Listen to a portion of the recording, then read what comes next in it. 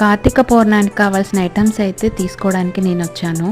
రేట్లు మాత్రం పేలిపోతున్నాయి అసలు. రేట్స్ మాత్రం చాలా ఉన్నాయండి బయట అయితే.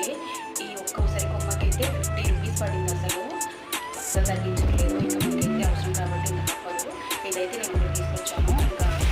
ఇంకా బనానాస్ అనమాట. బనానాస్ తీసుకొచ్చాను.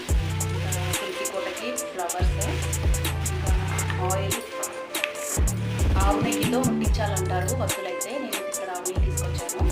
ఇంకా ఇవన్నీ వత్తులు అనమాట. ఇంట్లో ఎంతమంది ఉంటే అన్ని 365 వత్తులు కావాలంటారు. ఇంకా మేము 4 మెంబర్స్కి అయితే 4 తీసుకొచ్చాను. ఇంకా ఇది వత్తులు కలవడానికి.